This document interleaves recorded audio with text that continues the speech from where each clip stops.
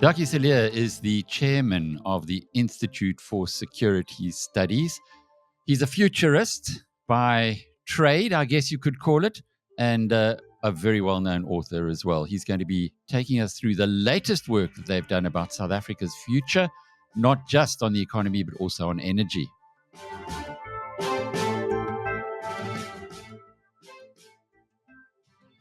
Jakkie, you must be in great demand nowadays. The geopolitics have become so front and center for anybody in any walk of life. It's not just the guys in politics. Now, if you're in business, you better know what's going on in geopolitics. Are you run off your feet? Alec, I'm very, very busy. After I worked on peace and security for a few decades, I moved on to forecasting, and we run a very large website that looks at Africa's long-term future, but also how global developments impact on Africa. We call that Africa and the World. So spend a lot of time on reviews, presentations, and traveling.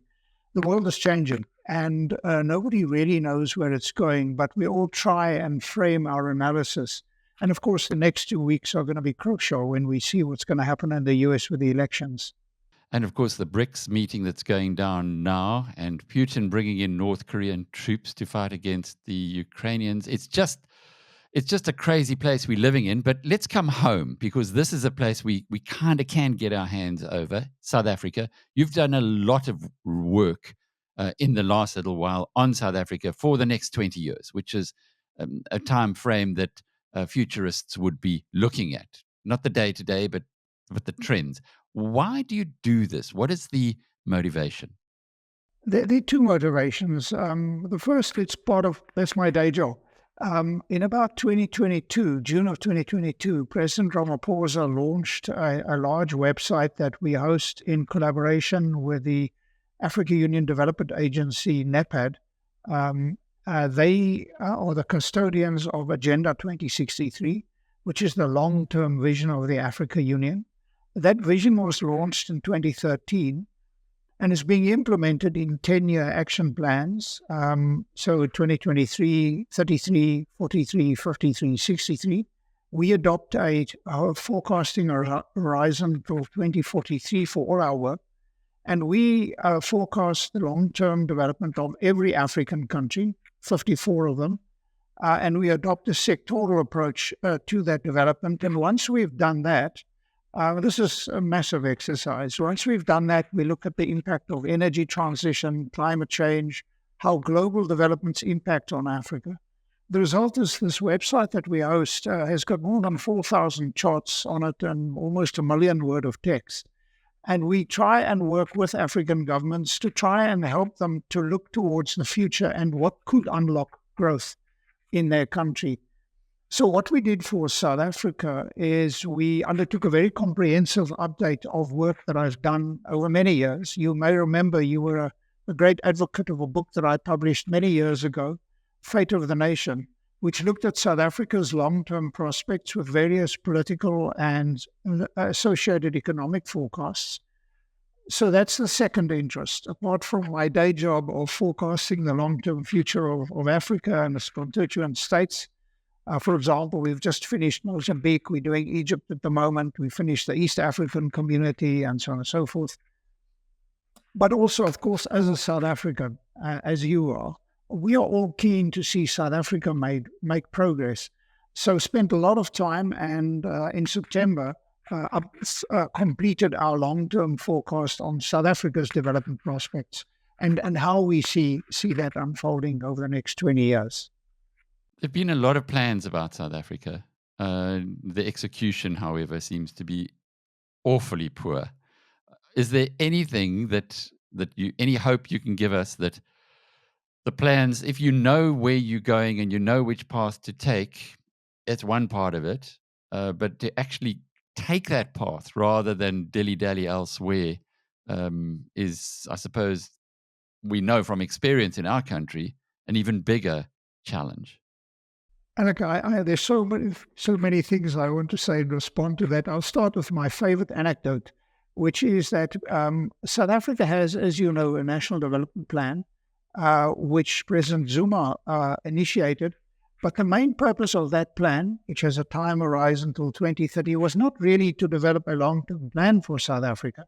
It was to find a way of moving Trevor Manuel out of the Minister of Finance portfolio. So we have a beautiful plan. It really was a comprehensive job. But of course, as we know, through poor governance, corruption, state capture, but then also unexpected developments outside of South Africa, COVID and so on, all these good intentions have come to nothing. And the one thing that the Ramaphosa administration has in spades are plans and compacts and intentions. Part of the update that we released for South Africa is we looked on each of 8 sectors. We forecast 8 sectors for South Africa. I'll maybe explain that in a minute. We looked at the plans and the strategies in these 8 sectors. And of course, what we don't have is we don't have accountability. We don't have people being consequence management. And we have this tendency to shoot ourselves in the foot. Things have improved, however. I think there is real hope that the Government of National Unity allows a South Africa that will be able to stabilize. And I think the main finding of the research that we've released is first that it's going to take quite a while to recover to the damage that has been done. I mean, South Africa, we peaked in GDP per capita in 2013 on our current path forecast. That is our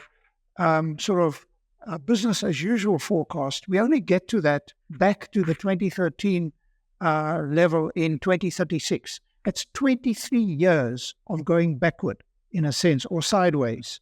Dwell on that for a moment. GDP per capita, that means if you would take the total economic activity in the country divided by the number of people in the country, that'll give you GDP per capita. So it is probably the most important determinant of a nation's, is it becoming wealthier because of good policies or becoming poorer because of bad policies? 20 years. 23 years?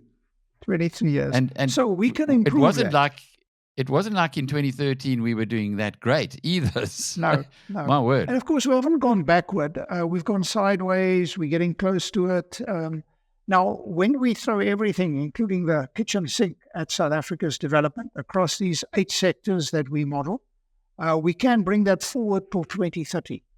But 2030 is still, firstly, a year beyond the 2029 elections. So from a political perspective, the most important message from our analysis is that the Government of National Unity, which has really got off to a very good start, and business and civil society and all thinking South Africans are behind that, needs to hold. And we need to build a centrist coalition in South Africa that is going to last for at least until 2034, which is the elections after 2029. Because the ANC has lost its majority. It may get a bit of a bounce back. I think Frans Cronje on your program indicated, and I think he's correct, that all parties within the GNU, but particularly the ANC and the DA, will probably get a bit of a bounce, probably the IFP as well. But none of them are going to get to 50%. I disagree with Frans that I think that the ANC is on a structural decline. I don't think that can be turned around. So they may get from 40 to 45% or whatever the case may be, but they will need a coalition partner. And what we need in South Africa is a centrist coalition, and the ANC, the DA, IFP bring different constituencies to South Africa.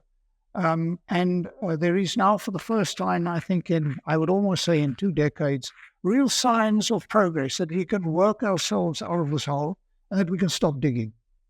The risk, of course, is that the Government of National Unity does not deliver any improvement as far as the population are concerned, and that the radical parties gain greater momentum going into that election. And the point that you've made, even if you start now by making reforms, you're not going to see much until 2030. But surely there's got to be something that can be done. Maybe you could go a little micro now for us.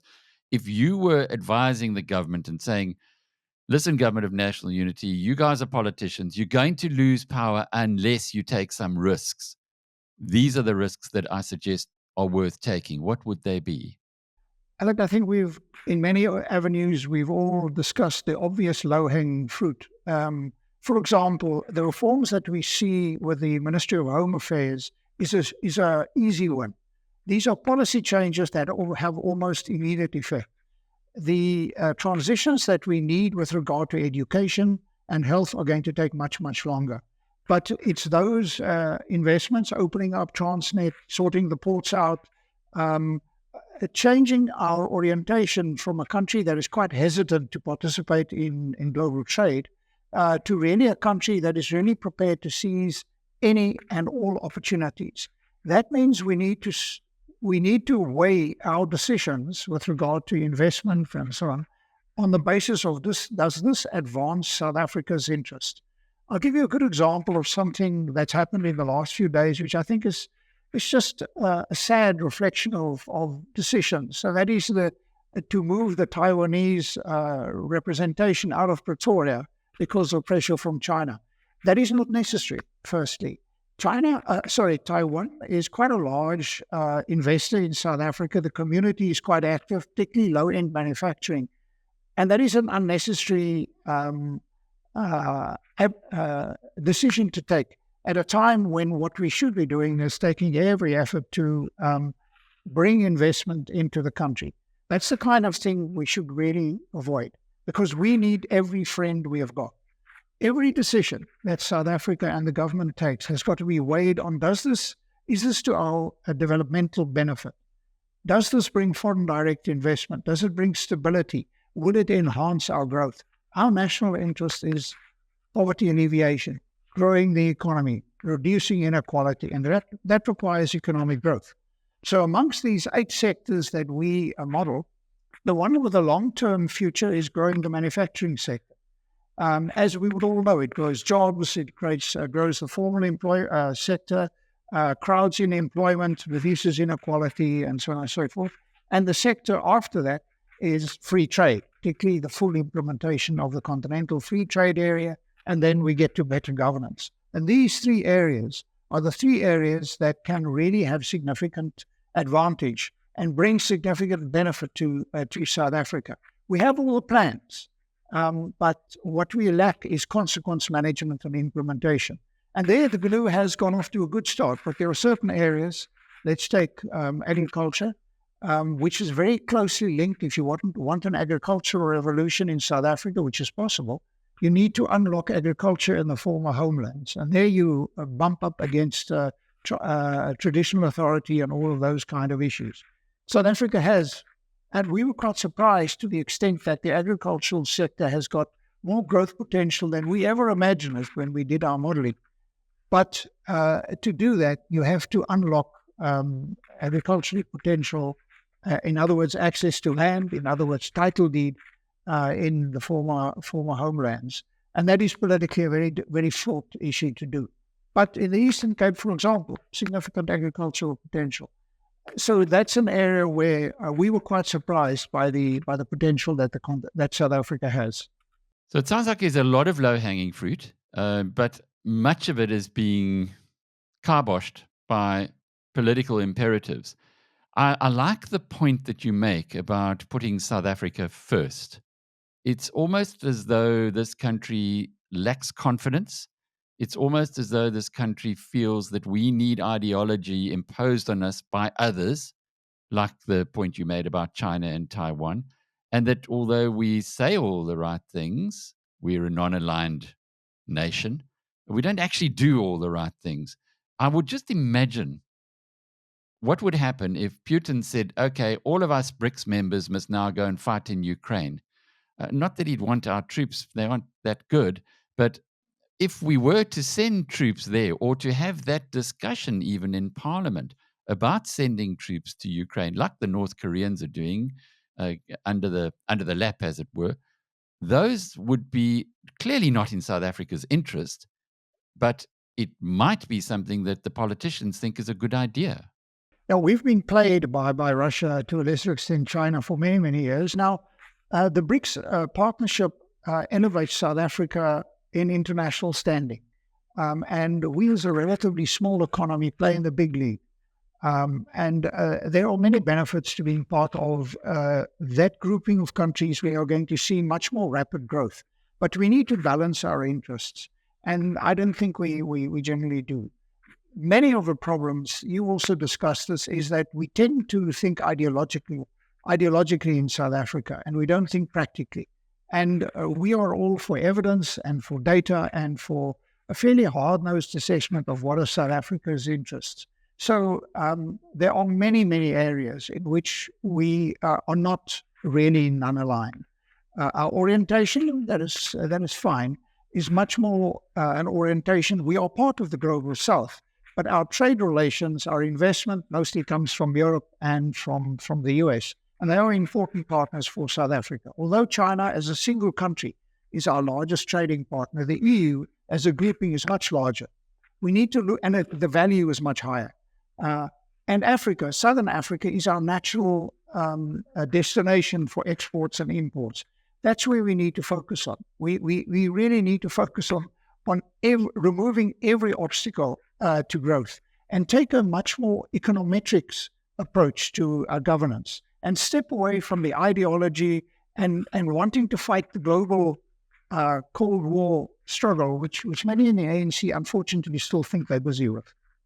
Well, we don't really have the resources we're a tiny little player when it comes to those big forces, and the opportunity has to be huge to be able to play both sides. And that would be Ramaphosa's greatest strength, if you think he somehow does manage to get enemies to talk nicely to him. But before we finish off, what about energy? We've now gone more than 200 days of no load shedding. So suddenly we aren't all worried about electricity as we were in the past. But there are still those imperatives of moving towards renewables because of the climate change fight. We're certainly seeing from the global south, they are telling the rest of the world, don't tell us to shut down our coal-fired power stations when you've done all the polluting and we're still a long way behind you. How's that all worked into your scenarios? So, Alec, in your show notes, hopefully you will put a link to the forecast that we've done for South Africa, where we spend a lot of time on South Africa's energy transition. Because obviously we need to get away from coal. It's in our interests, it's in our export interests, it is in the health of our citizenry and so on. So our forecast is that South Africa can get, I think, to about 20%, 21% coal dependency by 2043. Now we are at, well, depending how you do the figures, either 85 or 95% at the moment. And in the meanwhile, our economy is going to grow. So getting down to 21% of your energy production through coal is massive. That means we achieve that by pushing the renewables up to 57%, by putting gas up to 19%, and nuclear up to 4.4%. These are all modeling that we did by firstly reducing South Africa's coal energy production in line with what Eskom has said. And then we say, okay, what is possible with renewables? And we use various forecasts that have appeared in the private sector to see how rapidly South Africa can get to renewables. Then we increase the nuclear bill. South Africa will have to go nuclear, depending, you can speak about what type of nuclear. But even once you've done those three things, you still are led with a demand gap, which we fill with gas, to simplify the modeling that we've done. So what we try and do, in line with the IRP 2019 and 2021, we try and ensure that South Africa's production meets its demand so that you are energy secure, and that you don't just export all the coal that you save from closing down various coal-fired plants. And that is going to require a huge transition in South Africa. But it's going to revolve around renewables firstly, nuclear and gas. And unless there is very new technology that we don't know about at the moment, we can't get away from nuclear and gas, much as those are also problematic in each manner. But then South Africa can maintain its energy security and produce as much energy as it needs. Jakkie Cilliers is the chairman of the Institute of Security Studies, and there's a heck of a lot more in the report that you can go to and get on the website. And I'm Alec Hogg from biznews.com.